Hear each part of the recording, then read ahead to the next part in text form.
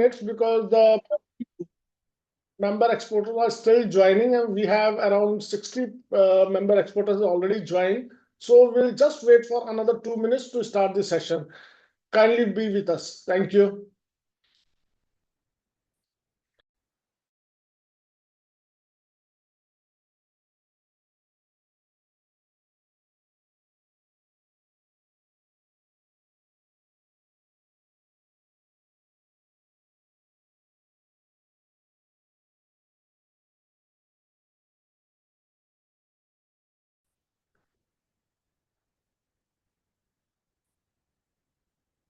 I, on behalf of Export Promotion Council for Handicrafts, welcome you all to this Exporters Clinic 7th session, the initiative that we have taken months ago.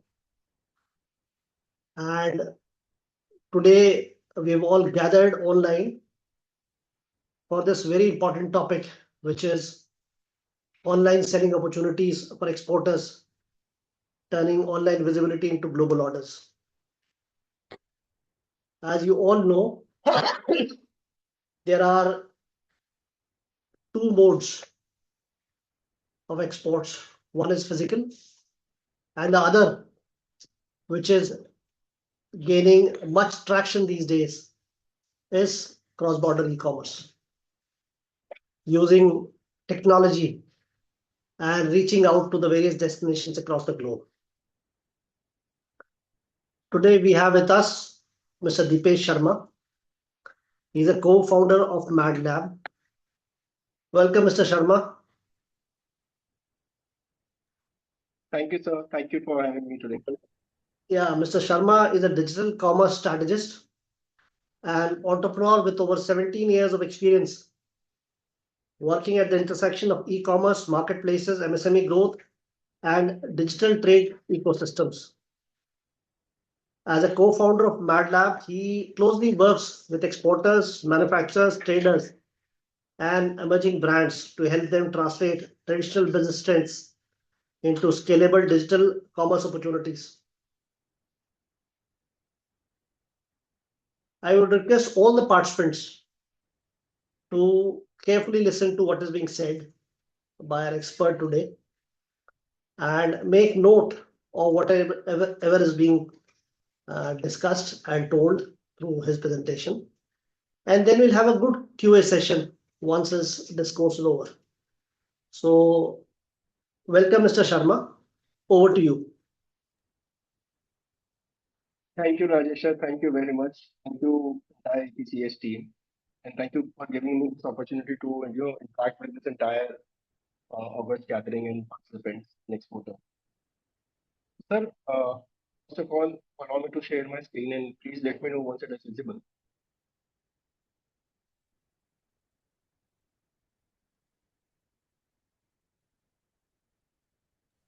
Somebody is writing in the chat that our voice is not clear. Is the problem persist with other participants as well, or it is one-off case?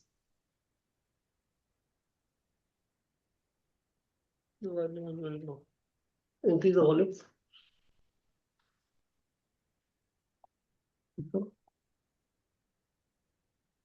Now this is the maximum volume. We are at the maximum volume.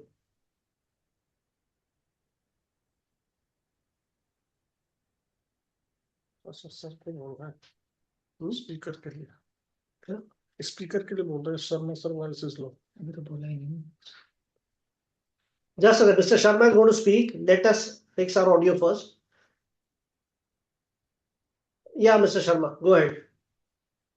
Yes, sir. So, I'm assuming we all are exporters here, and you know how e-commerce, entire trade ecosystem works, how global opportunities work.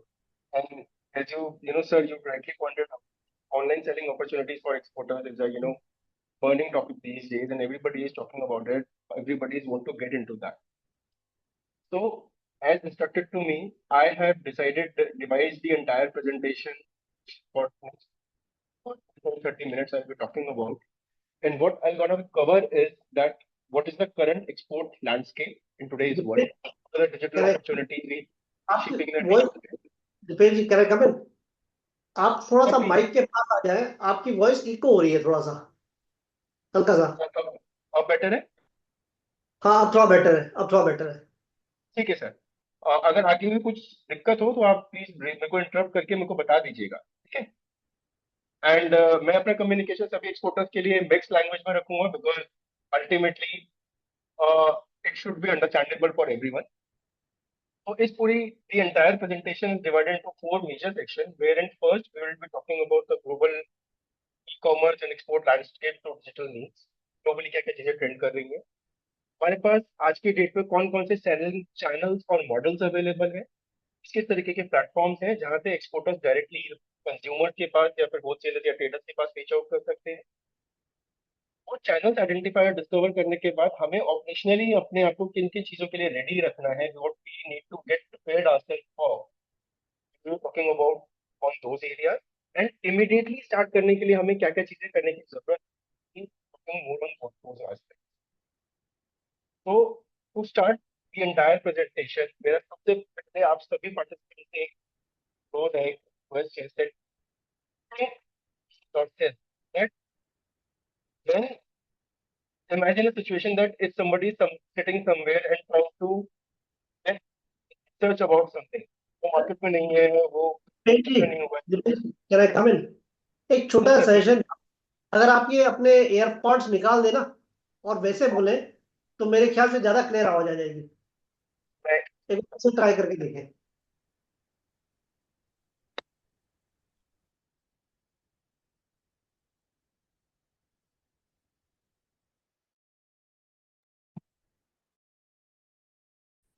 Is my voice better now? हाँ, अभी सही है, it is much better. हाँ, Much better? Great, sir. So what I was saying was कि जब भी हम digital के बारे में सोचते हैं और जब हम ई कॉमर्स एक्सपोर्ट्स के बारे में सोचते हैं या फिर think for a some time that you are not a seller, you are not an exporter, you are a consumer yourself. तो हमें ये चीज समझने की बहुत ज्यादा जरूरत है कि डिजिटल के लिए कोई ट्रेड फेयर या फिर टैरिफ्स वगैरह की जरूरत नहीं है। हमें सिर्फ एक मोबाइल के ऊपर सर्च बार के ऊपर कीवर्ड्स डालने हैं so that whatever we are looking for we can get the information और प्रोडक्ट डिटेल्स अबाउट इट। यही चीज ग्लोबली हो रही है। वाई डिजिटल ट्रांसफॉर्मेशन मैटर करता है आज की डेट में? Because there is a global shift over a period of years and I would say past 15 years. As on date, there are more than 2.7 billion online shoppers. और उनमें से सभी लोग, ज्यादातर लोग भले ही वो परचेज ऑफलाइन करें, but they will discover there they will start the discovery about the product, research about the product through online mediums. And market research says that people as a consumer are willing to pay more for those products which has a recognizable brands. And in Indian context, if I'll talk about these days, the growth rate of cross-border e-commerce is increasing, is more than 2x of the what is happening in the traditional trade mechanism, because it is a big thing. Why it is big thing? Because it is a new reality. Government of India ने अपनी side से पूरा काम किया है, बहुत मेहनतें की हैं, बहुत सारी चीजें की हैं, इनिशिएटिव्स लेकर आए हैं, बहुत सारे एफटीए साइन किए हैं सेलर्स के लिए, एक्सपोर्टर्स के लिए, इंडस्ट्री के लिए डोर ओपन करवाए हैं। लेकिन डिजिटल चीज उनके लिए बेटर काम करेगी जो उसमें सही तरीके से उसको यूटिलाइज कर पाएंगे, उसको समझ पाएंगे कि उसका डेटा स्ट्रक्चर किस तरीके से काम करता है। वहां पे आपको किस तरीके से अपने प्रोडक्ट्स के सर्टिफिकेशन और क्लेम्स के बारे में आपको इन्फॉर्मेशन देनी है, आपकी कैटलॉग कितनी स्ट्रक्चर्ड है, क्या इन्फॉर्मेशन आप कैटलॉग के थ्रू दे पा रहे हैं, आपने जो ओवरऑल बैकएंड सिस्टम्स अपने यहाँ पे प्लेस करके रखे हुए हैं ताकि आप सप्लाई चेन सही तरीके से कर पाए, जो एंड कंज्यूमर आपका प्रोडक्ट ढूंढ रहा है उसके पास आप किस तरीके से पहुंचा पा रहे हैं। That is the most important thing people are looking out these days. So कोई भी सेलर इरिस्पेक्टिव वो कहां पर बैठा हुआ है, उसको अटेंशन तब मिलेगी जब उसका प्रोडक्ट सही तरीके से कंज्यूमर को दिखाई देगा। इसको हम सर्चिंग कहते हैं, इंडेक्सिंग कहते हैं। So in other means, we can say that the person or a seller who has a digital access today, he has the market access, and this market access span across the globe. अगर मैं conventional ecosystem की बात करूं तो हम लोग tariffs के ऊपर बहुत ज्यादा डिपेंडेंट रहते थे, टैरिफ्स आते थे, B2B नेटवर्किंग होती थी, जो आज भी हो रही है और इम्पोर्टेंट है। बट न्यू सिस्टम जो काम करता है वो सर्च रैंकिंग्स के थ्रू करता है, कि आप गूगल पे या फिर किसी भी प्लेटफॉर्म को जब आप यूज कर रहे हैं तो क्या कीवर्ड डाल रहे हैं, एंड एज अ सेलर आपने वो कीवर्ड्स को ऑलरेडी कैप्चर करके रखा हुआ है या नहीं, वो डिसाइड करेगा whether you are visible on those platforms और not. So in a nutshell, digital is not supplementary, it is not optional, it is a fundamental things in today's time. Next चीज हम एक्सपोर्ट्स के बारे में बात करते हैं, एवरीबॉडी टॉक अबाउट दिस कि it is a there are so many compliance and there are so many things which we need to take care of. That is true, and that is also true in a digital ecosystem. चीजें सारी की सारी वही हैं, but the way we use to represent the compliance part of it has become the visibility part of it. So as I have mentioned, that compliance layer has converted into a visible layer these days. कोई भी and consumer आपसे paper work भले ही नहीं मांगेगा, लेकिन वो ये जरूर देखना चाहेगा आपकी कैटलॉग में कि आपका मटेरियल का कंपोजिशन कैसा है. I am speaking with people who are into handicraft, who are from the handicraft sector. तो अगर आप कोई हैंडीक्राफ्ट रिलेटेड कोई प्रोडक्ट भी बना रहे हैं, भले वो फिजिकल प्रोडक्ट है या फिर कोई टेक्सटाइल रिलेटेड प्रोडक्ट है, डेकोर रिलेटेड प्रोडक्ट है, तो उसमें मटेरियल क्या क्या है, वो कितना सस्टेनेबल है, उस प्रोडक्ट के पीछे सर्टिफिकेशंस क्या क्या हैं. अगर मैं मेटल की तरफ जा रहा हूं तो मेटल में क्वालिटी ऑफ मेटल कैसी है. जितने ज्यादा स्पेसिफिकेशन, स्टैंडर्डाइजेशन और प्रॉपर केयर इंस्ट्रक्शंस हम अपने कंज्यूमर को अपने डिजिटल कैटलॉगिंग के थ्रू बता पाएंगे, उतने ही ज्यादा हमारे चांसेस होते हैं. बिकॉज प्लेटफॉर्म जितने भी बनते हैं, इररिस्पेक्टिव ऑफ गूगल हो, फेसबुक हो, इंस्टाग्राम हो, अमेजोन हो, अमेजोन हो, वॉलमार्ट हो, इट्सी हो, सबके अपने अपने एल्गोरिथम होते हैं. और इन एल्गोरिथम का बेस ये होता है कि जो उनके पास इनपुट आ रहा है उसके बेसिस पे वो आउटपुट कंज्यूमर को लाके दे रहे हैं. तो अगर कोई कंज्यूमर बेडशीट ढूंढ रहा है, तो बेडशीट जिसने अपने टाइटल्स उसमें लिखा होगा, उनके चांसेस बढ़ जाते हैं ऊपर आने के लिए. That is why a listing with a 15 structured attributes ranks higher more than a listing with only photos. Because AI के जमाने में इंटरनेट एंड सिस्टम्स इतने स्मार्ट हो चुके हैं कि वो फोटो से भी आइडेंटिफाई कर सकते हैं कि लिस्टिंग अच्छी है या नहीं. So this is the global trend we just talked about. Now India में एक इमर्जिंग अपॉर्चुनिटी किस तरीके से क्रिएट हो रही है. We have the strong manufacturing ecosystem, MSME base है, सप्लायर्स हैं, ट्रेडिशनल एक्सपोर्टर्स हैं, हमारे पास यूनिक प्रोडक्ट्स हैं. अगर मैं हैंडीक्राफ्ट्स की ही बात करूं, we have craft, we have textiles, we have decor, we have lifestyle offering as a country. सारे प्रोडक्ट सस्टेनेबल डिमांड है, हेरिटेज है, हैंडमेड है, सस्टेनेबिलिटी की हम लोग बात करते हैं. एंड मोस्ट ऑफ इम्पोर्टेंटली आज की डेट में इंडिया के पास एक कॉम्पिटिटिव एडवांटेज है थ्रू सपोर्टिव पॉलिसीज. गवर्नमेंट के बहुत सारे इनिशिएटिव्स आए हुए हैं, एफटीएस हम लोगों ने ओवर पीरियड ऑफ टाइम बहुत ज्यादा साइन किए हुए हैं, जिसका benefit is going to given and pass on to the industry. जो इमर्जिंग ट्रेंड है आज की डेट में मैं हाईलाइट करना चाहूंगा कि ई कॉमर्स, मैं शायद मैं रिपीटेड लगूं इस बात को बोलते हुए, because this is very important to keep in mind कि cross border e commerce market is the fastest growing trend across the internet ecosystem. हम लोगों ने क्विक कॉमर्स देख लिया, हम लोगों ने D2C ब्रांड्स देख लिए, हम लोगों ने हॉरिजॉन्टल और वर्टिकल मार्केट प्लेसेस देख ली, लेकिन next 5 years gonna be about e commerce exports, cross border trades. Global buyers products online search कर रहे हैं, ना कि एक्सपोर्टर्स, और एक्सपोर्टर्स के थ्रू आपके पास जाने की जरूरत नहीं है वहां के. ग्लोबली डिजिटल वर्ल्ड में products with story, design and sustainability and design performs the best. जितना अच्छा आप दिखाएंगे, जितनी अच्छी आप मार्केटिंग करेंगे, उतने ज्यादा चांसेस है आपके प्रोडक्ट के कन्वर्जन होने में. And emerging trend is also that even a small seller having his own direct to D2C store, वो भी pan world, pan India, pan globe, depending upon किस कंट्री में वो सेल करना चाहता है, he can do that, he has the ability to do that. And going forward in इस presentation में मैं इन सब चीजों को कवर करूंगा. पॉलिसी की एनवायरमेंट के बारे में ही चलते हैं. तो कुछ नंबर्स हैं जो मैं गवर्नमेंट की साइड से बताना चाहूंगा कि ओवरऑल स्टडीज की बात करें तो entire B2C global e commerce market is expected to reach to $8 trillion.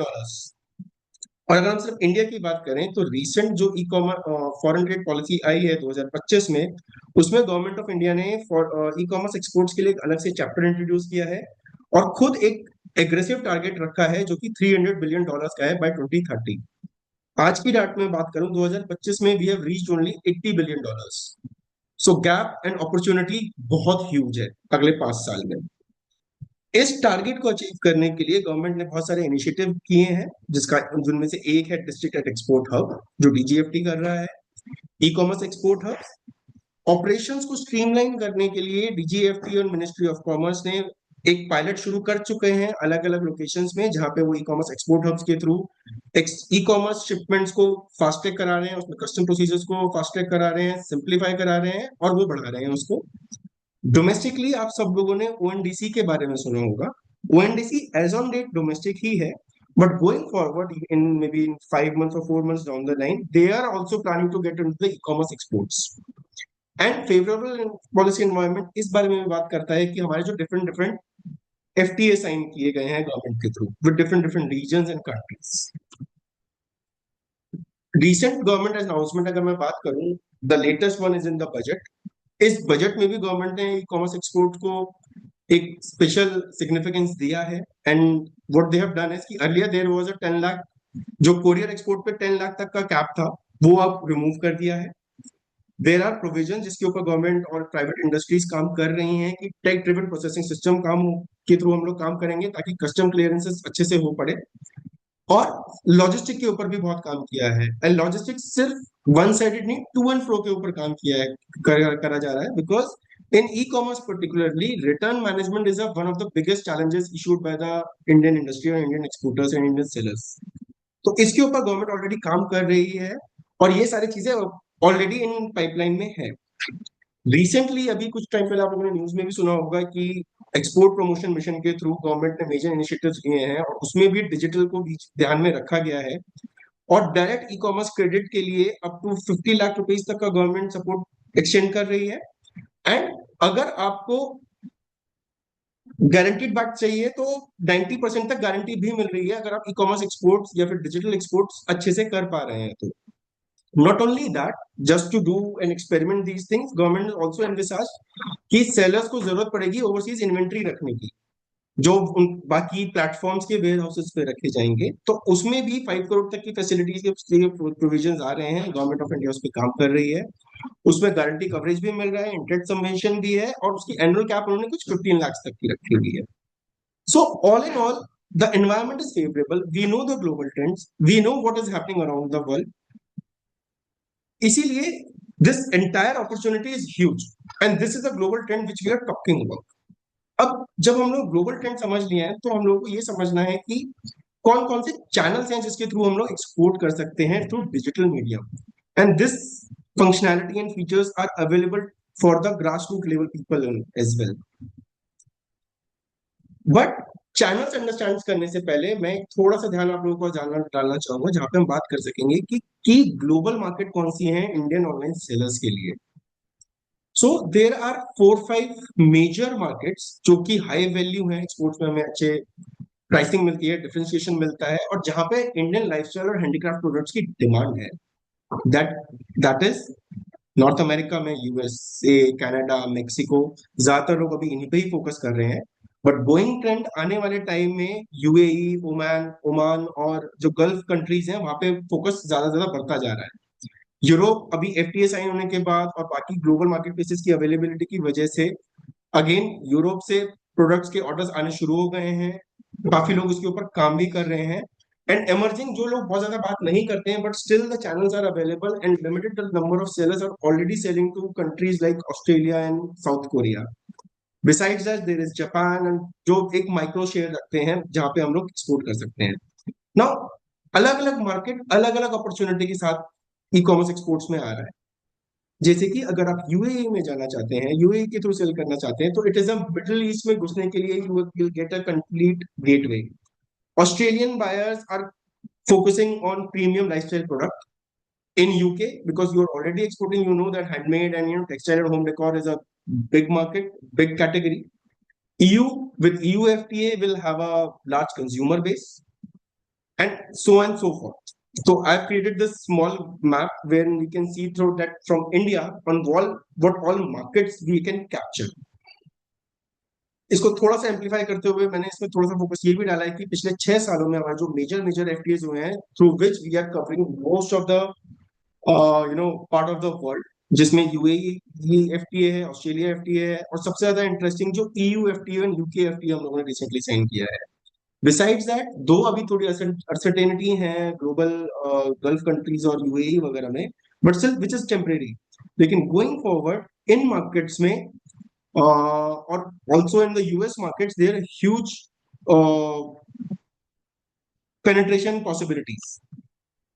So FTA से मैं बार बार फोकस इसलिए कर रहा हूं because there is a advantage जो इमीडिएटली अवेलेबल नहीं है, लेकिन उस एडवांटेज को अचीव करने के लिए we have to start preparation now. And वो प्रिपरेशन करने के लिए हमें जो बेनिफिट्स मिलेंगे वो होंगे हमारे प्रोडक्ट प्राइसिंग के ऊपर, हमारी मार्केट एक्सेस के ऊपर, कंप्लायंस धीरे धीरे सिंप्लीफाई हो रहे हैं। व्हेन आई से compliance it's more of operational compliance जो लॉजिस्टिक्स एंड ऑपरेशंस पे ज्यादा आते हैं, इंपोर्टिंग कंट्री के भी और हमारी साइड से भी। ट्रेड कॉन्फिडेंस, जैसे जैसे चीजें आती जा रही हैं लोगों में ट्रेड कॉन्फिडेंस बढ़ता जा रहा है and people are thinking of कि हमें ई कॉमर्स एक्सपोर्ट्स को एक्सप्लोर करना चाहिए। For some time I would like to concentrate you on this particular slide, see how the traditional export model used to work and how the new export model for through digital means is emerging. पहले होता क्या था, there was a manufacturer वो किसी export house के through साथ काम करता था, फिर वो फर्दर किसी इंपोर्टर को ढूंढते थे, वो फर्दर किसी डिस्ट्रीब्यूटर के पास जाता था, रिटेलर के पास जाता था, कंज्यूमर के पास जाता था। So that inherent and that's bar MSMEs to completely participate in that particular ecosystem. वहां पे MOQs के भी बहुत ज्यादा इश्यूज होते थे कि मिनिमम ऑर्डर क्वांटिटी होनी चाहिए, डिपेंडेंसी रहती थी फॉरेन डिस्ट्रीब्यूटर्स के ऊपर, लॉन्ग पेमेंट साइकिल्स के ऊपर, ग्लोबली लिमिटेड थी। Having said that this is a conventional model और ये हमेशा तक चलता रहेगा, लेकिन डिजिटल एक्सपोर्ट मॉडल उसको कॉम्प्लीमेंट करता है बिकॉज यहाँ पे बैठे बैठे आप ग्लोबल मार्केट प्लेसेस या फिर अपना खुद का D2C स्टोर खोल के या वेबसाइट बना के अपना क्रॉस बॉर्डर लॉजिस्टिक्स और पेमेंट्स अनेबल करके डायरेक्टली कंज्यूमर के पास पहुंच सकते हैं। सो आपके पास एंट्री बैरियर्स नहीं है, MOQ की कोई डिपेंडेंसी नहीं है, आप एक्सपेरिमेंट कर सकते हैं किसी भी नई मार्केट में, आपके ऊपर डिपेंडेंसी नहीं है इंटरमीडिएटरीज की, पेमेंट साइकिल प्रिडिक्टेबल है। अगर आपका खुद का D2C स्टोर है तो आप खुद डिक्टेट कर सकते हैं अपनी पेमेंट साइकिल। अगर आप किसी मार्केट प्लेसेस के ऊपर काम कर रहे होते हैं तो मार्केट प्लेसेस के सेट पैटर्न्स होते हैं जिसके ऊपर वो पेमेंट्स करते हैं। So as a comparison these days digital commerce is effective and fast doing things. Now यहाँ पे मैं थोड़ा सा टाइम लूंगा इस वाली स्लाइड को एक्सप्लेन करने के लिए कि जो चैनल्स हैं जिसके बारे में हम बात कर रहे हैं, ये कौन कौन से चैनल्स हैं जो न्यू एज एक्सपोर्ट्स को अनेबल कर रहे हैं। सबसे पहले हम लोग B2C की बात करेंगे। This is the simplest and fastest and easiest way to start your online business through e-commerce exports. Major players आप सब लोगों ने नाम सुना ही होगा, Amazon global, Amazon handmade, eBay, Walmart, ये सब सारे कॉमन है, ये सब सारी चीजें कराते ही कराते हैं।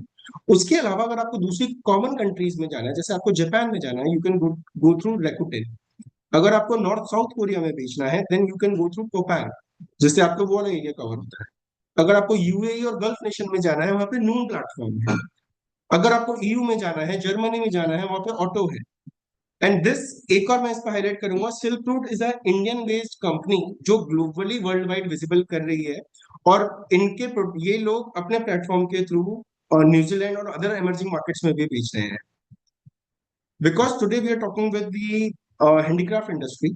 हैंडीक्राफ्ट इंडस्ट्री के लिए एक और इम्पोर्टेंट ग्लोबल प्लेटफॉर्म है और जो बहुत रोबस्ट है, पैन इंडिया पैन ग्लोबली इनकी रीच है, which is Etsy. Most of you are already knowing about that. This is for completely B2C exports, B2C marketplaces. Next section is B2B digital platform. B2B digital platform उनके लिए ज्यादा useful है जो bulk export करना चाहते हैं, international distributors and wholesaler को देख रहे हैं। लेकिन डिजिटल बेचने के लिए जो फंडामेंटल्स हैं वो इनके लिए भी सेम ही रहते हैं, जो हम आगे वाली स्लाइड्स में कवर करेंगे। एंड इसमें जो ग्रेट लीडर्स हैं, जो चैनल्स हैं, वो है alibaba.com, global sources, trade India, domestically और भी बहुत सारी वेबसाइट है। आई एम श्योर EPCH ने भी कुछ ना कुछ बना के रखा हुआ है जिसके ऊपर बहुत सारे काम हो सकते हैं, बट अगेन उसमें विजिबिलिटी आपको कितनी मिल रही है उसके ऊपर भी काम करने की जरूरत है। The third channel what as an exporter what you can do is you can have your own web store, जो कि किसी भी SaaS प्लेटफॉर्म पे बन सकता है, जिसको हम बोलते हैं software as a service. It could be on Shopify, WooCommerce and any other platform. आज की डेट में Wix करके भी एक प्लेटफॉर्म आया है. इन प्लेटफॉर्म पे आप अपनी कैटलॉगिंग वगैरह खुद बना के, आपको पेमेंट गेटवे की इंटीग्रेशन की जरूरत होती है, and it has to be a global payment gateway integrator. It could be Payoneer, Cashify, Cashfree payments, PayPal, anyone. And as well as आपको लॉजिस्टिक पार्टनर के साथ में भी पार्टनरशिप करनी पड़ती है, लॉजिस्टिक इंटीग्रेशन करनी पड़ती है, बिकॉज सिर्फ एक बंदा ई कॉमर्स एक्सपोर्ट नहीं कर पाएगा, एक लॉजिस्टिक पार्टनर.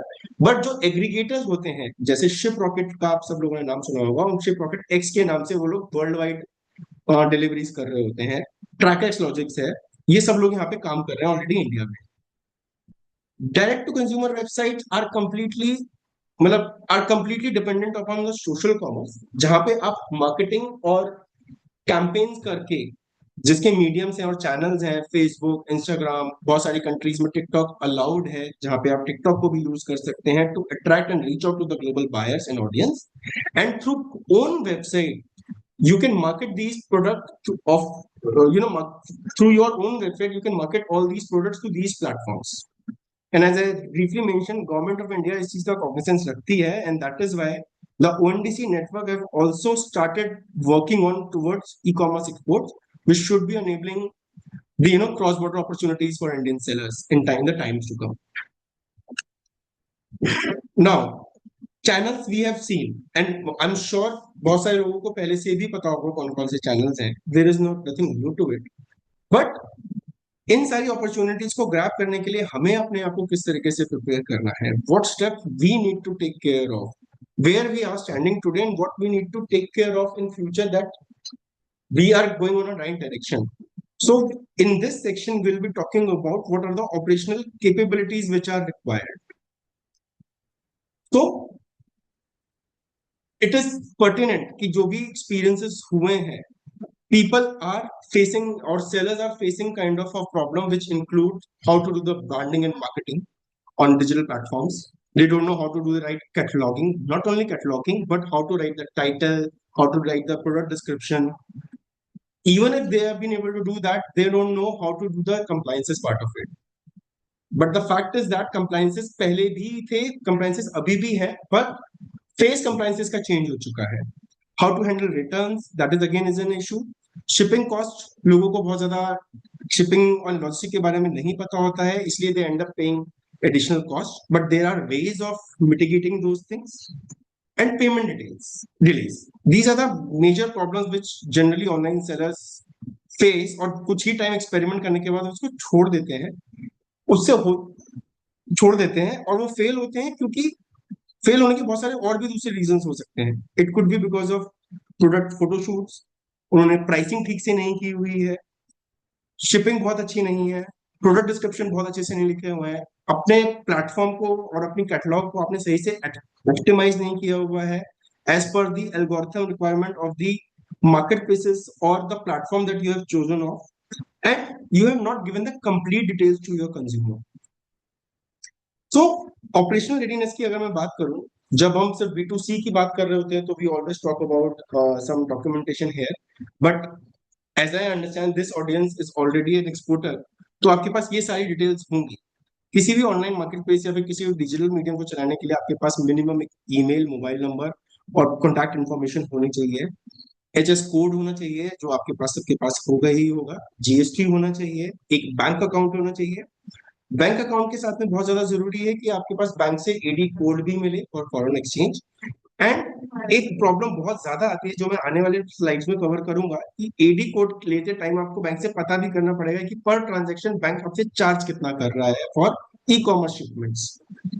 आपको डॉक्यूमेंटेशन के ऊपर काम करना पड़ेगा HS कोड वाइज, कि जिस कैटेगरी में आप अपना रजिस्ट्रेशन करा रहे हैं पर्टिकुलर मार्केट प्लेस के ऊपर, वो आपके HS कोड के साथ और कैटेगरी के हिसाब से मैच कर रहा है नहीं कर रहा है.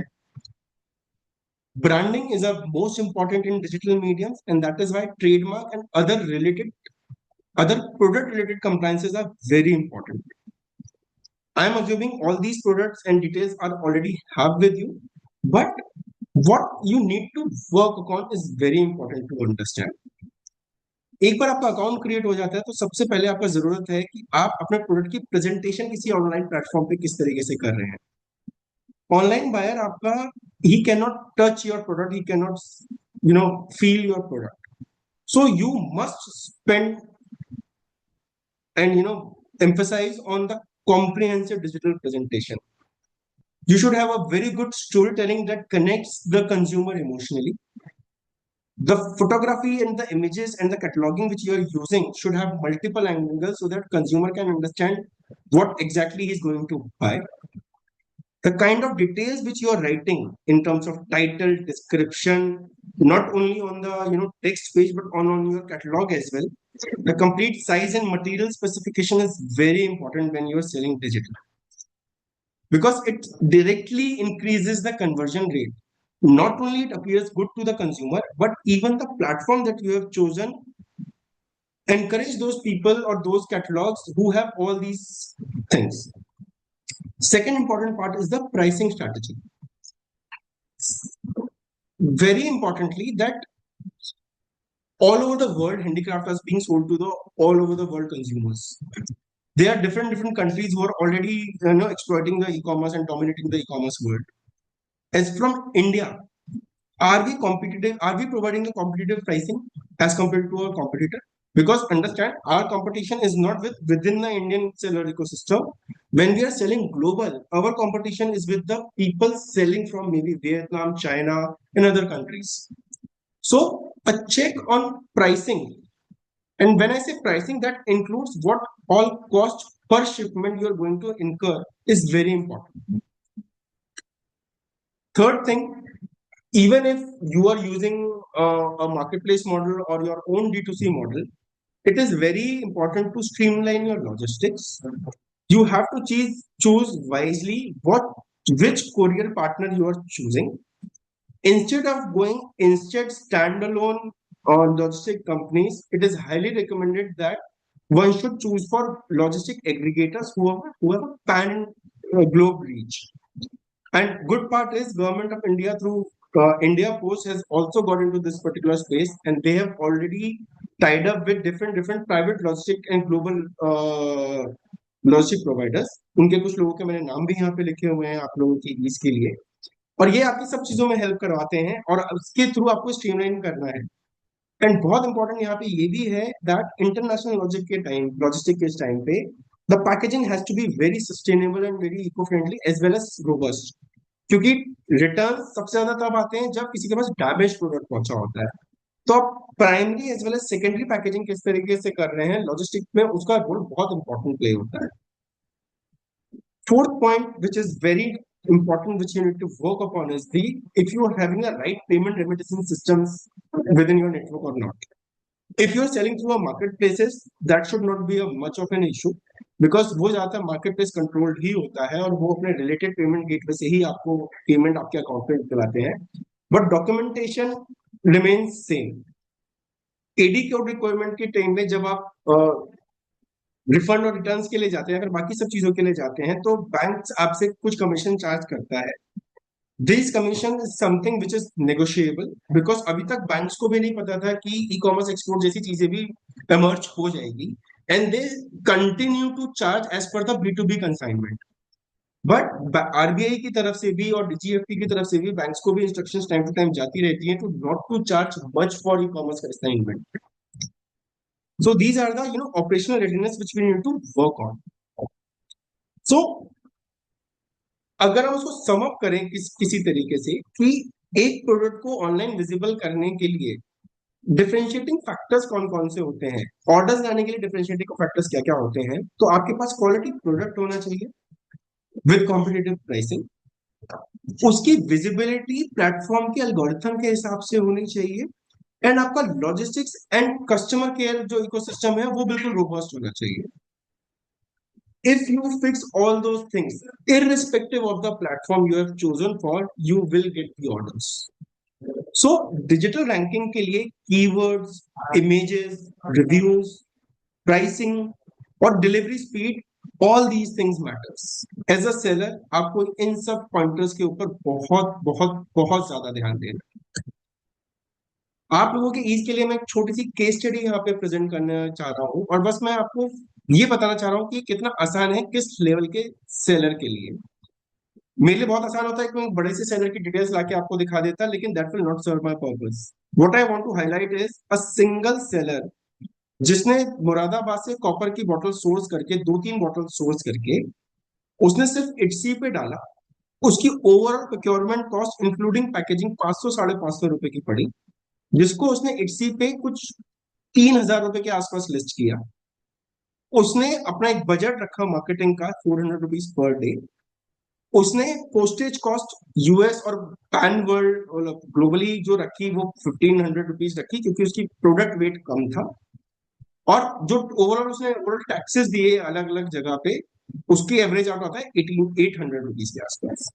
तो इफ यू फोकस हियर, सिर्फ फरवरी 2026 में सिर्फ एक सेलर सिर्फ एक प्लेटफॉर्म से सिर्फ 2 SKUs के साथ में 60,000 रुपए के आसपास की सेल करता है, जिसमें से 11,000 रुपए मार्केटिंग के होते हैं, 8,000 रुपए फीस के होते हैं, बाकी उसकी प्रोडक्ट कॉस्ट होती है, and he is making 15,000 net profit. I know this example is very minuscule for you, for exporters like you, but the point I'm trying to make here is that digital gives the ability to every and anyone to start exploring this. Not necessarily आपको platform पे एक साथ heavily जाना है, you can start slow.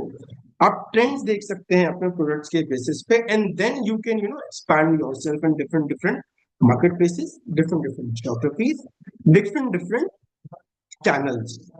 Channels could be, as I said, the fastest is e-commerce marketplaces, followed by B2B platforms, followed by your own digital stores. So till now we have talked about the emerging trends, the government ecosystem, the channels through which we can sell on different platforms. But आज हम क्या कर सकते हैं? आज हम क्या कर सकते हैं, मैं थोड़ी देर उसके बारे में बात करूंगा, then I open it for question and answers. That एक चीज आप ये समझिए कि कोई भी ग्लोबल बायर जब प्रोडक्ट को फाइंड कर रहा है तो कैसे कर रहा है, इरिस्पेक्टिव वो कहाँ पे बैठा हुआ है। सबसे पहले वो अपना फोन को उठाएगा, या जिस भी डिवाइस के ऊपर वो काम कर रहा है उस पर वो सर्च करेगा। How you are insuring that search करने के बाद आपके प्रोडक्ट्स वहां पे दिखाई दे रहे हैं। अगर वो कोई प्रोडक्ट खरीद रहा है, अगर वो कोई हैंडीक्राफ्ट प्रोडक्ट खरीद रहा है, so they will browse multiple listing, they will compare the pricing, they will compare the image, they will compare the features, and no matter आपके प्रोडक्ट्स कितने भी अच्छे हों, लेकिन अगर आपने ये सारी डिटेल्स अच्छे से उसको नहीं दिखा रखी हैं through your catalog, then there are chances that कोई और उस चीज को लेकर आ जाएगा। So the key here is that you must win at the discovery stage. Buying, अगर मैं एज अ कंज्यूमर आपको सोचने की कोशिश करूँ, सोचने के लिए कहूँ, तो आप भी देंगे कि सब कोई भी प्रोडक्ट ऑनलाइन खरीदने से पहले आप ये सारी चीजें देखने के साथ साथ उसका रिव्यू भी देखते हैं। आप ये भी देखते हैं कि भैया वो प्रोडक्ट्स कंप्लीट कर पाएगा नहीं कर पाएगा। आप प्लेटफॉर्म की रिलायबिलिटी देखते हैं। तो accordingly you have to think yourself as a buyer and see this trend. अब इस चीज को ध्यान में रखते हुए आपको ये चीज का भी ध्यान रखना है, जो मैं थोड़ी देर पहले भी बोला, कि आपका कंपटीशन यहाँ पे इंडिया में सिर्फ नहीं है, आपका कंपटीशन ग्लोबल सेलर्स के साथ में है। मे बी कोई टर्की में बैठा है जिसके पास हैंडीक्राफ्ट और टेक्सटाइल की ऑलरेडी अच्छे से प्रोडक्ट्स हैं, वो डिजिटल प्लेटफॉर्म पे बेच रहा है। वियतनाम में है, इंडोनेशिया में है, चाइना में भी है। सब लोग इन्हीं प्लेटफॉर्म्स को यूज कर रहे हैं। But the most important factor is the seller with better design presentation and the digital cataloguing, he will win, not the one who have the better tariffs, who have better government policy support system, who have better products for that matter. जो चीज अच्छा दिखा पाएगा वही अच्छे से बेच पाएगा, and that is the biggest misalignment this digital layer में होता है। So when you are thinking to sell online, सबसे पहले आपको ये सोचने की जरूरत है कि आप कोई भी प्रोडक्ट बेच रहे हैं, भले ही वो एक जूट बैग है, भले ही वो एक कॉपर बॉटल है, भले ही वो कोई और भी प्रोडक्ट है, आप अपने प्रोडक्ट के साथ को मॉडर्न डिजाइन के साथ किस तरीके से लेकर आ रहे हैं और अपने ब्रांड की स्टोरी किस तरीके से बना रहे हैं। Because this is a fact that global consumer loves authentic stories that connect them to culture and craftsmanship. And culture and craftsmanship में इंडिया के पास ऑलरेडी बहुत सारे प्रोडक्ट्स हैं, ऑलरेडी बहुत सारी चीजें हैं। हम उसमें सस्टेनेबिलिटी की बात किस तरीके से बता पा रहे हैं ग्लोबल ऑडियंस में से, particularly in the developed world, हमारे डिजाइन बाकी लोगों से किस तरीके से यूनिक है, हमें इन सब चीजों के ऊपर एक होमवर्क करना है। Once we are ready with this homework, I have tried to make a 90 days road map जो may be you like to adopt that first 30 days choose one और फ्यू प्लेटफॉर्म्स जहां पे आप अपनी कैटलॉग बना के उस पे अपना अकाउंट रजिस्ट्रेशन करके उस पे अपनी लिस्टिंग कीजिए। लिस्टिंग में जो मैंने आपको searching, indexing, product description, titles, ये सब चीजें जो बताई हैं, कीवर्ड जो बताए हैं, think from the point of view the buyer. अगर आप बायर होते तो आपके जैसे प्रोडक्ट को ढूंढने के लिए वो क्या कीवर्ड डालता, वो कीवर्ड आपके प्रोडक्ट डिस्क्रिप्शन में है या नहीं, आपको वो इंश्योर करना है। वंस यू डू दैट, आपको वो सारे प्रोडक्ट्स को उस पर्टिकुलर सिलेक्टेड मार्केट प्लेस पे डालना है। उसके बाद आपको अपनी लिस्टिंग ऑप्टिमाइज करनी है, आपको ट्रेंड्स देखने की किन कीवर्ड्स पे आपके पास ट्रैफिक आ रहा है। आप किसी भी मार्केट प्लेसेस पे जाते हैं तो वो ट्रेंड्स आपको दिखाई देते हैं। स्टार्टिंग में दिस इज ऑल्सो इम्पोर्टेंट कि आप थोड़ी सी मार्केटिंग के ऊपर भी इन्वेस्टमेंट कीजिए ताकि आपको ट्रेंड्स पता चल पाए। By you are doing all these activities, आपको ये पता चल जाएगा कि स्टार्टिंग में आपके पास ऑर्डर्स कहाँ से आ रहे हैं। भले ही वो क्वांटम ऑफ ऑर्डर्स लो होंगे, लेकिन आपको पता चल जाएगा किन एरियाज और किन सीजन्स पे आपके पास प्रोडक्ट्स के ऑर्डर्स आने शुरू हो रहे हैं। एंड जैसे जैसे आपके पास ये चीजें आती हैं तो आप लॉजिस्टिक पार्टनरशिप, एसकेयूज भी अपने बढ़ा सकते हैं, प्रोडक्ट वेट्स भी बढ़ा सकते हैं, सब चीजें बढ़ा सकते हैं। सो व्हेन आई से डिजिटल कैटलॉग में बहुत इंपॉर्टेंट है कि आपके प्रोफेशनल वीडियोस और फोटोग्राफ्स हों। प्रोफेशनल फोटोग्राफ्स का मतलब ये नहीं है कि यू हैव टू हायर बहुत महंगा सा फोटोग्राफर और उसके बाद आप उससे फोटोशूट करा के चीजें भेज रहे हैं। प्रोफेशनल विजिबिलिटी होनी चाहिए, क्लियर होनी चाहिए, वीडियोज होने चाहिए, और वो जितने रॉ और जितने ओरिजिनल होंगे, नॉट एआई ड्रिवन होंगे, उतना ज्यादा उसके चांसेस बिकने के बढ़ जाएंगे। आपको अपने स्पेसिफिकेशंस के ऊपर ध्यान देना है। प्रोडक्ट में मटेरियल कौन सा यूज हुआ है, उसके डायमेंशंस क्या है, उसका वेट कितना है, उसके केयर इंस्ट्रक्शंस क्या है, उसको यूज कैसे करना है, फॉर दैट मैटर उसकी सफाई भी किस तरीके से करनी है। अगर वो टेक्सटाइल रिलेटेड प्रोडक्ट है तो उसको वॉशिंग मशीन में धोना है या नहीं, ये इंस्ट्रक्शंस भी आपकी प्रोडक्ट लिस्टिंग में जानी चाहिए, because that helps you mitigate your returns, क्योंकि आपने डिस्क्लेमर्स ऑलरेडी लगाए हुए हैं। प्राइसिंग पे हम ऑलरेडी बात कर चुके हैं कि pricing is very important, you have to do you need to do, you must do the pricing of those of your product, pricing and do the comparative advantage. Packaging again दो चीजों के ऊपर बहुत ज्यादा डिपेंडेंट करती है। एक होता है आपकी प्रोडक्ट की प्राइमरी पैकेजिंग, एंड जब आप B2C शिपमेंट्स में होते हैं तो सेकेंडरी पैकेजिंग भी बहुत ज्यादा इंपॉर्टेंट हो जाती है। तो इसमें सबसे इंपॉर्टेंट ये है कि आपका वेट जो आपका प्रोडक्ट का है उस पर आप ध्यान रखिए कि वो जब कैलकुलेट हो रहा है तो सिर्फ वही प्रोडक्ट जाए जो आपके एक्चुअल पैकेजिंग का वेट है, और वही आप डिस्क्लेम कर रहे हैं। क्योंकि जब लॉजिस्टिक प्लेटफॉर्म उसको डाल रहे होते हैं मशीन्स में, तो कभी कभार मिसमैचेस आ जाती हैं जिसकी वजह से एस्केलेशन होते हैं। तो सेकेंडरी पैकेजिंग आप किस तरीके से यूज कर रहे हैं उसके बाद ही आप डिक्लेरेशन में डालिए। तो आप सिर्फ 10-20 प्रोडक्ट्स के साथ में स्टार्ट कर सकते हैं, इंस्टेड ऑफ ट्राइंग एवरीथिंग एक बार नहीं। आप सिर्फ 10-12 या 20 प्रोडक्ट्स के साथ में स्टार्ट कीजिए, एंड प्लीज इंश्योर कि वो 10-20 प्रोडक्ट्स के वेरिएंट्स बहुत ज्यादा ना हो। Just to explain and emphasize on this, what I am saying, कि अगर आप एक प्रोडक्ट लेकर आए हैं, एक कॉपर बॉटल, तो उसके डिजाइन एक बार में बहुत सारा मत लेकर आइए, बिकॉज उतनी ही ज्यादा आपको कैटलॉगिंग उसमें करनी पड़ेगी। अगर मैं टेक्सटाइल या फिर टेक्सटाइल रिलेटेड प्रोडक्ट्स की बात करूं, उसमें भी लिमिटेड वेरिएंट्स के साथ में स्टार्ट कीजिए। When you're starting for the first time and initially, just to test the markets on the geography you want to get into, it is very important कि आप प्रोडक्ट का वेट पहले ही determine करके रखिए, एंड कोशिश कीजिए उन प्रोडक्ट्स के साथ स्टार्ट करें जिनका वेट 100 ग्राम से ज्यादा नहीं है।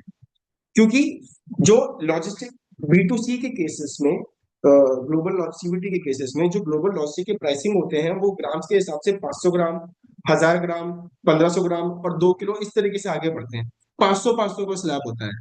तो अगर 1 किलो तक का भी आपका प्रोडक्ट है तो वो कम से कम रेट में निकलेगा। To start with, avoid fragile products जो टूट सकते हैं ग्लोबल शिपमेंट्स के टाइम पे। स्टार्टिंग में उनकी तरफ उनको थोड़ा अवॉइड ही करना चाहिए। पैकेजिंग पे ऊपर बहुत ज्यादा फोकस करना चाहिए, because global audiences very much enjoy the unboxing experience.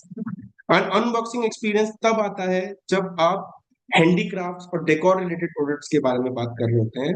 Most importantly in platforms और इन प्रोडक्ट्स को इन प्लेटफॉर्म्स के ऊपर एज अ गिफ्टिंग ऑप्शंस भी बेच सकते हैं।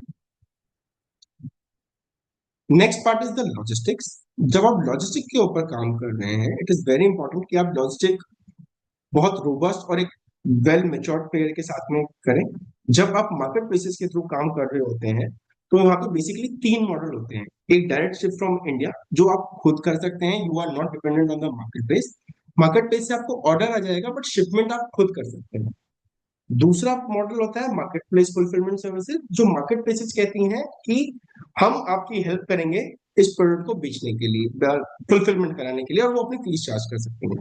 That is not the mandatory thing, आप अपने आप भी कर सकते हैं, जैसे कि मैंने फर्स्ट वाले पॉइंट में बताया। थर्ड पॉइंट है कि मार्केट प्लेस आपसे ये कह रही है कि फास्टर डिलीवरी के लिए आप वहीं पर ही अपनी इन्वेंट्री रख दीजिए। ये तीनों प्रोविजंस होते हैं, बट नॉट नेसेसरीली कि आपको डे वन पर ही जो ओवरसीज इन्वेंट्री है या फिर वेयर हाउसिंग सर्विसेज से उनको लेने की जरूरत है। When you are testing the waters, it is important कि आप छोटे छोटे शिपमेंट्स अपने यहाँ से ही भेजना शुरू करें। When you start gaining the confidence कि आपके पास पर्टिकुलर डेस्टिनेशन से पर्टिकुलर प्रोडक्ट के ऑर्डर्स आ रहे हैं, तब आप may be you can choose to go for market place fulfilment model, और have the inventory in the overseas warehouses. This is possibly the few last slides जिसमें मैं एम्फेसाइज करना चाहूंगा कि ऑनलाइन सेलिंग के लिए कोई भी प्लेटफॉर्म आप यूज कर रहे हैं, most important is understanding the platform algorithm. Platform algorithm keywords के ऊपर चलता है जो लोग ढूंढ रहे हैं। तो इसके लिए आपको सर्च इंजन ऑप्टिमाइजेशन और उससे रिलेटेड टाइटल्स को रखना पड़ेगा। अगर मैं मान लीजिए कॉपर बॉटल ढूंढ रहा हूँ या बेडशीट ढूंढ रहा हूँ, तो आई हैव टू इंश्योर कि अगर मैं बेडशीट बेच रहा हूँ तो मेरे टाइटल में बेडशीट लिखा हो। बेडशीट से रिलेटेड और क्या क्या कीवर्ड्स हो सकते हैं, वो मुझे सारे चीजें रखनी ही रखनी है। अगर मैं और बड़े तरीके से करना चाहता हूँ और एग्रेसिवली जाना चाहता हूँ, then it is very important to use the social media. It could be through Instagram, Pinterest, Facebook for product discovery. I did not mention TikTok here, but in many countries TikTok is allowed. And यहाँ बैठे बैठे आप उन countries में TikTok manage कर सकते हैं जहाँ पे बायर्स बहुत ज्यादा आते हैं। Customer relationship is very important, whether it's B2B और B2C। आपके पास ऑर्डर्स आ रहे हैं, कस्टमर की क्वेरीज आ रही हैं, क्वेश्चंस आ रहे हैं, प्रोडक्ट की क्वालिटी के बारे में पूछ रहे हैं। Turn around time to respond to those queries should not be 24 to 48 hours। And that too जो शिपिंग हो रही है, it has to be robust, because international logistics है। अगर किसी दूर की कंट्री में जा रहा है तो 8-10 दिन तो वैसे भी लेगा। तो you have to think through in such a way कि आप जैसे ही आपके पास ऑर्डर आ रहा है, आपके पास वो मैकेनिज्म रेडी होना चाहिए कि 24 घंटे के अंदर अंदर आप वो डिस्पैच में डाल दें। तो this is my last slide, and मैं ये कहना चाहूंगा, इररिस्पेक्टिव ऑफ आप किस फॉर्मेट और प्लेटफॉर्म को चूज करते हैं, online selling has democratised exports even for a small manufacturer और आर्टिजन। बट उसके जो बेसिक्स हैं ऑनलाइन सेलिंग के और compliances हैं, that has to be in place. So this is all from my side. I am open for questions now. Thank you very much. I have seen on the chat many people have appreciated your presentation. It was really very nice presentation. Or presentation ऐसी थी कि it is easy to understand. Now I request the audience. Request the audience, they can raise their hand if they have any queries, any question to ask our session expert.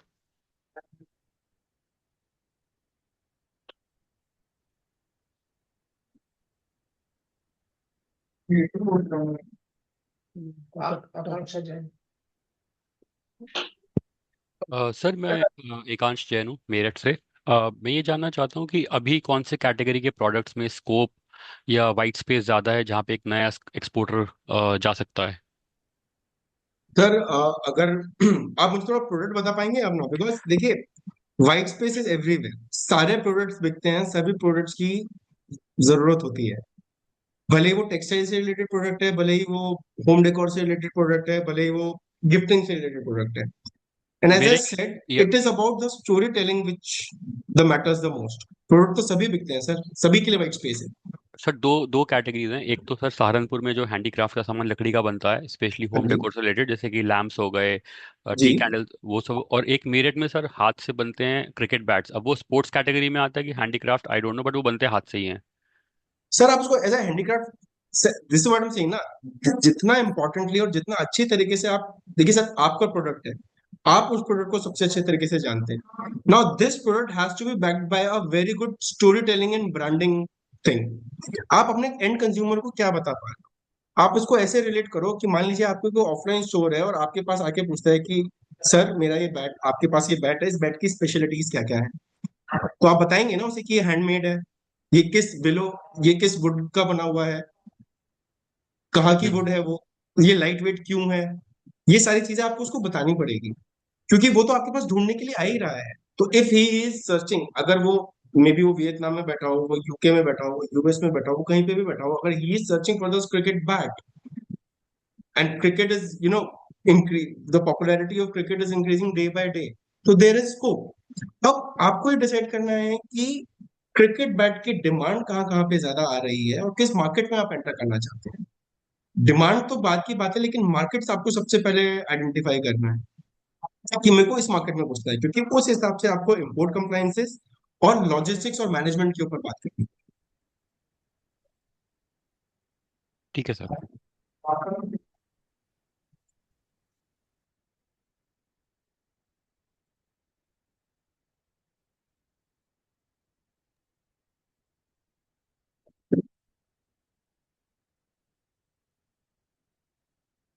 Hello Malhotra, sir. you can unmute हाँ, yourself.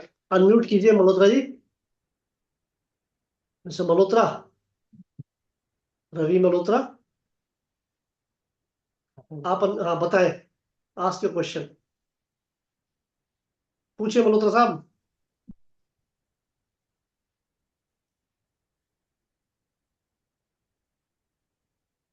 रूटा करादीकर, आप पूछिए अपना question. Good evening, Mr. Deepesh. Thank you very much. Presentation बहुत ही effective था and it was very educative also. I'm thank a you. merchant exporter and I have two questions. जी One, I wanted to know if you could elaborate a bit on the pricing system of the product. My second okay. question is what happens or how should any exporter design their return policy, cancellation policy, I mean different policies जो हम common platforms में देखते हैं, for example Amazon या so little bit, अगर आप उस पे थोड़ा एम्फसाइज कर सकते हैं, if you can elaborate on that, thank you. Yes ma'am. तो मैम, पहला question was on your pricing. Pricing competitiveness का यही है, सी फर्स्ट थिंग, सबसे पहले आप जो भी प्रोडक्ट मैन्युफैक्चर कर रहे हैं या फिर आप उसको प्रोक्योर कर रहे हैं कहीं से भी, आपकी एक लैंडिंग कॉस्ट होगी, एक कॉस्ट होगी। उस कॉस्ट के ऊपर आपकी बहुत सारी आंसरी कॉस्ट भी होती है। आप एक अपनी कॉस्ट आइडेंटिफाई करने के बाद आप उन्हीं प्रोडक्ट्स को मार्केट प्लेसेस पे सर्च कीजिए जहां पे आप बेचना चाहते हैं। Just to give an example, अगर आपके पास एक एक्स प्रोडक्ट है और उस एक्स प्रोडक्ट को आप इट्सी पे बेचना चाह रहे हैं, तो इट्सी पे कौन कौन से किस लेवल पे वो प्राइसेस प्रिवेल कर रहे हैं, you have to indicate, understand that. You have to also understand कि वो जो प्राइस वहां पे लिस्टिंग है, क्या उसमें लॉजिस्टिक इंक्लूडेड है या फिर लॉजिस्टिक एक्सक्लूडेड है। अब उसमें और भी तरीके होते हैं, क्योंकि जब आप इट्सी पे यहाँ पे देखेंगे ग्लोबली तो आपको इंडिया के रेट्स दिखाएगा, लेकिन अगर आप उसमें log in as a US consumer बन के करते हैं जो फंक्शनैलिटी देता है, तो आपको पता चल जाएगा कि यूएस में लैंडिंग कॉस्ट उसकी मतलब डिलीवरी कॉस्ट कितनी पड़ रही है। अकॉर्डिंगली ऐसे ही एक एक्सरसाइज आप चार पांच अलग अलग सेलर्स के प्रोडक्ट्स के साथ में कर सकते हैं, जहां पे आपको प्राइसिंग का एक अंदाजा मिल जाएगा कि इन इन प्राइस पॉइंट्स पे इस मार्केट प्लेस पे ये प्रोडक्ट बिक रहा है। once you do that, accordingly you can fix your pricing। and as I said, if you are selling a quality product, starting में शायद भले ही थोड़ी सी दिक्कत आए, लेकिन जैसे जैसे रेटिंग एंड रिव्यूज आने लगते हैं आपके प्रोडक्ट्स के ऊपर, प्राइसिंग बहुत ज्यादा मैटर नहीं करती है। People look for quality products. अभी जैसे मैंने आपको एग्जांपल दिया this seller is selling these bottles at $32 on Etsy, जिसका मैंने एग्जांपल केस स्टडी दी थी। Okay. तो ये इसी तरीके से काम करता है। सेकंड क्वेश्चन था आपका मैम रिगार्डिंग, सॉरी एक बार आप प्लीज रिमाइंड करेंगे? Yes, yes, sure. Second question ये था सर, पॉलिसीज के बारे में, जैसे कैंसिलेशन पॉलिसी है या फिर रिटर्न पॉलिसी है। हाँ, आपने जैसे so मेंशन किया, या आपने जैसे I मेंशन got किया, it, got it, या got it, या got it. या या So ओके। पॉलिसीज के ऊपर मैं अगेन आई विल से, जब आप मार्केट प्लेसेस पे आप जाते हैं तो उसमें जब सेटिंग्स में जाके देखते हैं आपको पॉलिसी डिफाइन करने के लिए हेल्प करता है। तो कुछ स्ट्रक्चर्ड एंड फिक्स पॉलिसीज होती है जिसके ऊपर आप कुछ नहीं कर सकते हैं, लेकिन वो आपसे पूछता है पहले ही रजिस्ट्रेशन के टाइम पे कि जैसे मान लीजिए एक्स डेट पे ऑर्डर लगा तो कितने दिन में आप उसको शिप कर पाएंगे। Please choose those ex date very wisely कि आपके पास इन्वेंट्री पड़ी हुई हो। उसके बाद अगर रिटर्न्स की बात आ रही है तो रिटर्न्स में यू हैव टू प्रूव, और कैंसिलेशन पॉलिसीज आप डिफाइन कर सकते हो कि आप नॉन रिटर्नेबल कैटेगरी में अपना प्रोडक्ट डालना चाहते हो या नहीं। बहुत सारे प्रोडक्ट्स जो मार्केट प्लेसेस हैं वो अपने आप ही डिफाइन करते हैं कि कौन सा रिटर्नेबल कैटेगरी में आएगा और कौन सा नॉन रिटर्नेबल कैटेगरी में आएगा। लेकिन जो रिटर्नेबल या फिर नॉन रिटर्नेबल कैटेगरी के प्रोडक्ट्स होते हैं उसमें आप डील कर सकते हैं। नॉन रिटर्नेबल कैटेगरी, जो रिटर्नेबल कैटेगरीज होती हैं उसमें आप केविएट्स लगा सकते हैं अलग अलग कि इस कंडीशन में मैं रिटर्न नहीं लूंगी। अगर डैमेज प्रोडक्ट है तो आप रिटर्न नहीं लेंगे। आप उसमें ये भी बोल सकते हैं कि अनबॉक्स करते टाइम आप वीडियो बना के आकर भेजिए, अगर वो वीडियो में अगर आपके पास टूटा हुआ प्रोडक्ट बेचा है तो आप रिटर्न के लिए मना कर सकते हैं। पॉलिसीज आपको इस चीज से करती हैं, भले वो Etsy हो, भले वो अमेजोन हो, भले वो कोई ग्लोबल डोमेस्टिक ई कॉमर्स मार्केट प्लेसेस हो। हाँ, लेकिन आपका प्रोडक्ट ही डिफेक्टिव पहुंचा है या फिर उसमें कुछ टेम्परिंग थी या फिर जो आपने डिजिटली डिस्प्ले किया है वो वैसा नहीं पहुंचा है, then you will have to return the product. Because ये इंपॉर्टेंट इसलिए भी है क्योंकि कस्टमर के पास डिजिटल वर्ल्ड में ये राइट होता है कि वो पब्लिकली आपको डिफेम कर सकता है आपके सेलर स्टोर को। तो अगर आप इसमें जेन्युइन नहीं है, और इसलिए मैं बार बार एम्फेसाइज कर रहा हूँ कि प्लेटफॉर्म आप कोई भी चूज करें, the information you are providing through your channels or through your catalog is very important. Photography is very important, क्योंकि जब हम ओके। डिजिटली देख रहे होते हैं तो जो क्या नाम है, what we say that the colors and design which we are seeing on digital on a screen and when we are seeing on physical, it makes a whole lot of difference sometimes, and that Right, happens because of quality of images that we have taken. So it is very right. important to give the photograph of the product from all the angles. If it is a designer product, you have to give the details to the design and the photography. And if possible, make a very good video of your product and upload it. Believe me, Okay. मैं statistics से आपको बता सकता हूँ कि photos से ज्यादा अच्छे अट्रैक्शंस वीडियोस के ऊपर आते हैं, खासतौर से handicraft and handloom kind of products, because वो Right. डिजाइन लेड प्रोडक्ट्स हैं। Okay. Sir, can I just ask one sub question regarding to the same question? आपने जैसे mention किया कि about the inventories and when this is a cross-border B2C business or D2C, so what about the inventory? Like, will there be some contract done with some inventory place in that country? मतलब वहाँ पे आपको the countries में कुछ भी नहीं करना पड़ेगा, आपको मार्केट प्लेस के साथ कॉन्ट्रैक्ट साइन करने पड़ेंगे, but that okay, should come at a later stage when you are establish yourself in that particular market place very well. मेरा ये कहना है कि मैम महीने के अगर आपके 50 ऑर्डर्स आ रहे हैं ना, hmm, तो उस लेवल तक आपको इन्वेंट्री लेड मॉडल पे नहीं जाना चाहिए, मतलब वेयर हाउसिंग मॉडल मॉडल पे नहीं जाना चाहिए लॉजिस्टिक के। 50 ऑर्डर्स आप इंडिया से बैठ के बड़े आराम से कर सकते हो पूरे महीने में। That give 50 order that gives 2 day orders a day, जो आप यहीं के okay, लॉजिस्टिक प्रोवाइडर से कर सकते हो। When you see your traction are coming, you are getting 1000 orders a month, hmm. then you should have your inventory on that place because you are getting a demand from that product. Okay, so as a merchant exporter, what should be the जैसे कि I will be having my suppliers or manufacturers with me, जो empaneled है मेरे business में, तो like I have to calculate. Suppose for example, if I'm selling a comforter, so I Hmm. have to suppose a order I have for 5 comforters, and Hmm. I'm going to place this order with my manufacturer. ठीक है। right? And then accordingly, I have to calculate the number of days when the product is completed till it is dispatched. बिल्कुल. But ma'am कुछ inventory तो आपको starting में रखनी पड़ेगी. देखिए कंफर्टर अगेन, जो Mm-hmm. कंफर्टर की आप बात कर रहे हैं वो डिजाइन लेड होगा, तभी वो Mm-hmm. निकल भी पा रहा है. अब वो डिजाइन की कुछ इन्वेंट्रीज आपको रखनी ही पड़ेंगी, क्योंकि द मूवमेंट जो आपकी डिलीवरी साइकिल वो 20 या 25 दिन से ऊपर जाती है ना, तो कस्टमर का मन वहीं पर ही खत्म हो जाता है. Okay. तो इट इज वेरी इंपॉर्टेंट कि आपको कुछ कुछ इन्वेंट्री तो रखनी ही पड़ेगी अपने पास. And I'm not saying that you should keep hundreds and thousands of inventories. You can start off with at least 10 inventory per SKU or Okay, 5 got it. inventories per SKU. Thank Okay, you, got Dutta ji. it. Thank you, sir.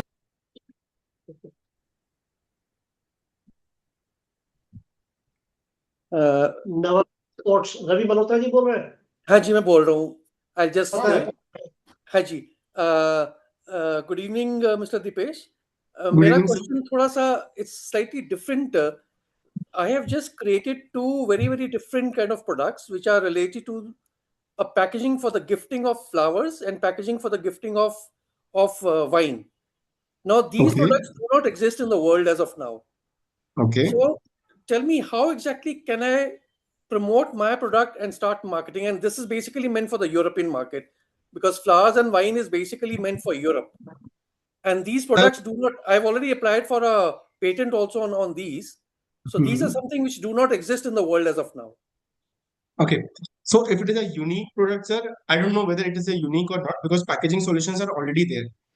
Packaging से related market places भी हैं जहां पे आप अपने products को list कर सकते हैं, तो that is a different thing all together. But अगर मैं जनरल B2C मार्केट प्लेसेस की भी बात करूं, तो पैकेजिंग प्रोडक्ट्स भी, अगर मैं इट्सी की हो गया या फिर अमेजोन हो गया या फिर ईबे हो गया, फॉर दैट मैटर अलीबाबा हो गया, आप यहाँ पे सब जगह पे अपने प्रोडक्ट्स को लिस्ट कर सकते हैं. Now it's about marketing. आपका सबसे पहला जो ऑब्जेक्टिव है वो ये नहीं है कि आपकी सेल्स हो. The first objective, because it's a new and unconventional product, the first objective is to create the awareness of your product so that you can get the maximum reach. तो आपको सबसे पहले अवेयरनेस के ऊपर काम करना पड़ेगा, जिसके लिए डिजिटल मीडियम के दूसरे प्लेटफॉर्म्स आते हैं. जैसे मान लीजिए आपने कहा Europe is the biggest market of yours. Europe अपने आप में बहुत बड़ा है, लेकिन आप यूरोप की कुछ कंट्रीज आइडेंटिफाई करके जहां पे आप पेनिट्रेट करना चाहते हैं, वहां पे आप सोशल मीडिया के थ्रू, फेसबुक, इंस्टाग्राम, टिकटॉक, इनके थ्रू या फिर पिन इंटरेस्ट, इनके थ्रू अपनी लिस्टिंग्स कर सकते हैं, वहां पे प्रमोट कर सकते हैं, एड कैंपेन्स चला सकते हैं. स्टार्टिंग में you would be needing a little of a budget, but yes, आपको वहां पे विजिबिलिटी मिलेगी. एंड मार्केट प्लेसेस के साथ साथ, जैसे मैं आपको बता रहा हूँ, अगर आप फेसबुक वगैरह के थ्रू ये एड्स चला रहे हैं, तो जो भी आपके टारगेट ऑडियंस है वो क्लिक करके जिस भी प्लेटफॉर्म के थ्रू आप बेच रहे हैं, डायरेक्टली उसको वहां पे डाइवर्ट करेगी, so that he can make the purchase immediately. Correct. Yeah, I think that's a very good suggestion. Yeah. Right. Thank so you. It is Thank you very so much. Important कि आप, again मैंने ये बोला कि products की आप ये सारी चीजें करने के बाद सबसे बड़ी चैनलिंग और किस तरीके से पेनिट्रेट करना चाहते हैं. अभी आपकी फाइट ये नहीं है कि आपके पास सेल्स आएगी या नहीं आएगी, अभी आपकी फाइट ये है कि आपके प्रोडक्ट के बारे में लोगों को पता चले. तो some investments on that sort is very important.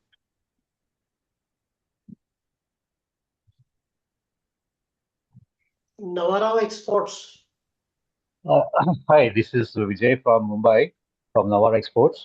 Hey Vijay. Hi. This seminar is more on a digital platform, digital technology using the exports. Okay. Having said that, you are a digital expert. How do we find buyers using the digital tools apart from the Alibaba and all those kind of portal, excluding the LinkedIn as well? I'm a B2B exporter.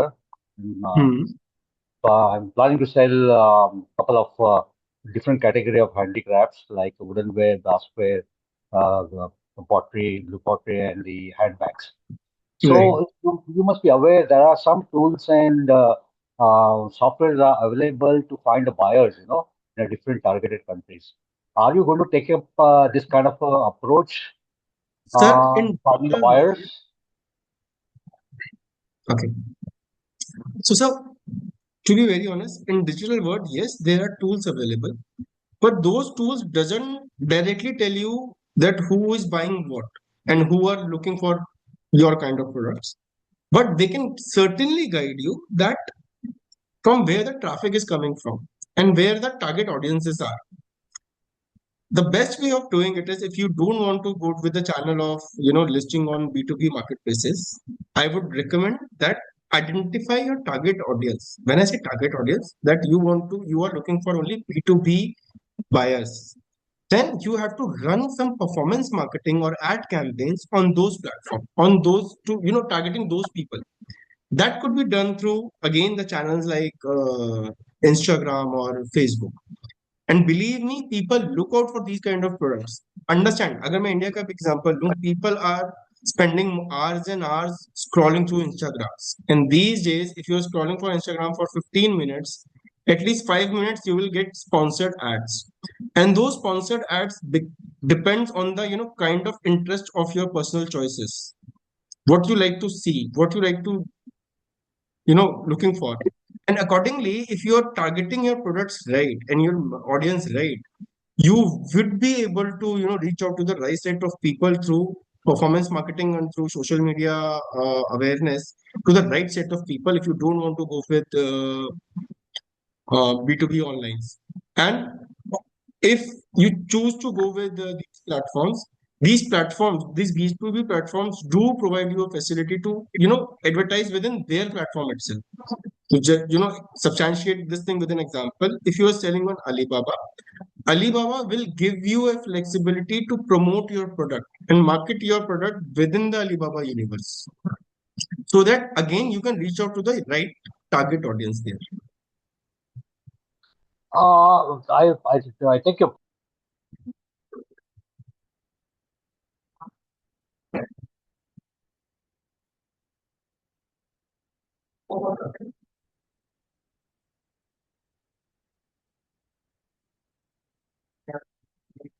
Yeah, Bharti ji. Bharti ji, English में बोलो sir, it's all sound आ रहा है. Bharti Paramasivan, are you there? You can ask your question. Or is Mridul Jain there? Any one of you? Mukul Jain. Yes, sir. Hello, sir. Good evening, Ask. Dipesh ji. Good evening. So it was a very nice presentation. Thank you. I'm already a seller on Etsy. So Okay. is there any third-party agencies are also available who can help us in, who can assist us in all end-to-end operations? Because see, I am not an expert in running Etsy ads. It's been like 2-3 years when I have opened this shop, but I am been not active because as a owner, I am also occupied in other activities of business. But shop is still there, and we are doing very unique products. We are working with leading aggregators in India. But I really want to go and expand my e-commerce business into global market. But I do not have the right bandwidth.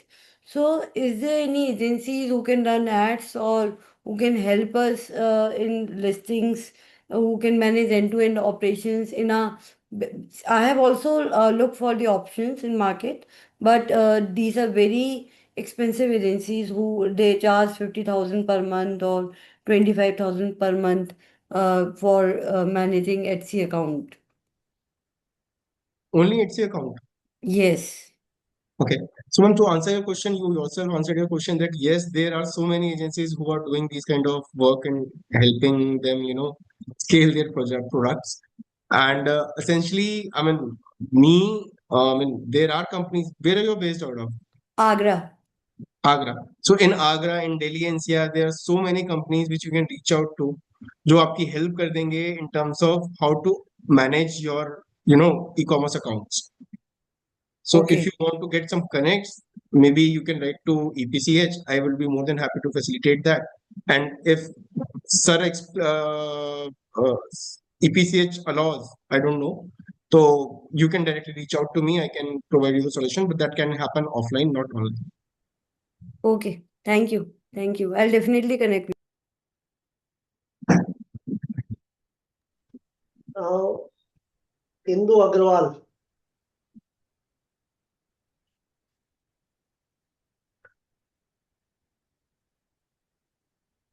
Ask your question. Induji, Divya. आप question पूछिए अपना। Yeah, hello, sir. Rajesh sir, good evening. Dipesh sir, thank you for the brilliant presentation. My question is also for Rajesh sir, if I can ask.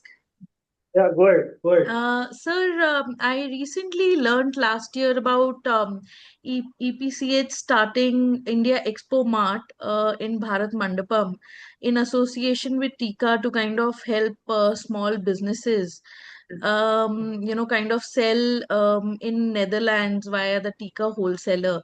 So, is there any other arrangements? Because I also learned before we could even know about it, some big brands who've been doing bigger exports have already, stacked up their stock there. Okay. And smaller Divya, businesses like us, one thing point. for sure. Point. I got your point. Now, what I'm going to do is, I'll have your details, and my team is also going to call you. Now, the initiative that you're talking about is Expo Bazaar. It is Right. IML initiative, wherein Expo Bazaar has uh, offices both in US and Europe. They have separate entities there, and they have India presence as well at the mart. Now, what they're doing is, you can associate with them, and they'll help you. They have warehouses in US as well as in Europe, and they also have showrooms. So you can onboard onto that platform. My colleague, Mr. Rajat, who has sent this emailer, is going to share details with you, and you can directly get in touch with them. So that is a good platform. You can get in touch with them. So this is how it is, right? Thank you, Divya. Thank you very much. Thank you so much, sir. Thank you. Now, Induji, I think this is the last question we have. We are running out of time. So, Induji, if you have any question, go ahead, shoot.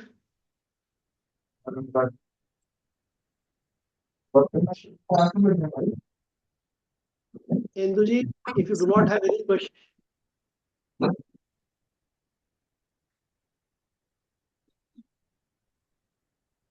So I've got some information in the chat. We'll share the details with everyone. We'll इसका print out लेना chat का, and whosoever is asking, you send them the details, right? Copy करना, chat copy जाती ना, right? We'll send you the details. Who? Got a message. Induji, if you want to ask your question, now is the time. And since she's not there, we have time for one last question. And that is Mr. Vivek Agrawal. Now, this is the last question. Yeah, go ahead. Vivek ji, पूछिए question. Yeah, thank you so much, sir. साहब, हमने जो है, we are making cushion covers out of the NCR Ghaziabad area.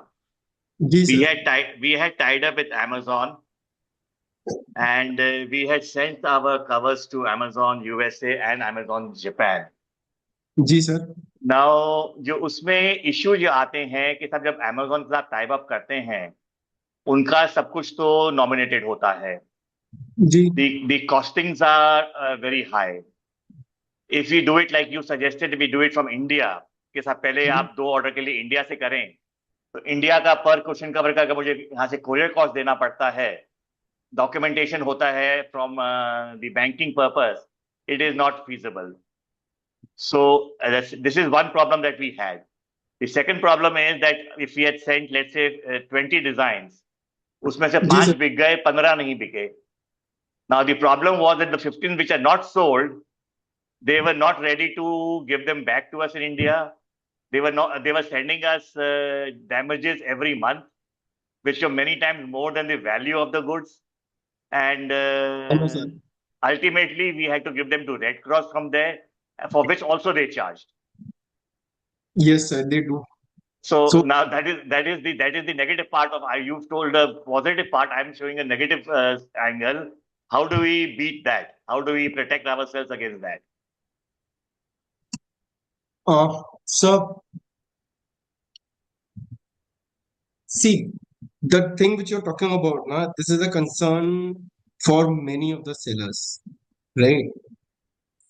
Now, I don't want to highlight one particular platform here, but this is a general practice, and that is why I always recommend that you need to explore multiple platforms and should not have dependency on one particular platform.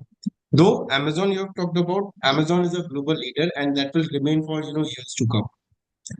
How you can mitigate all those things?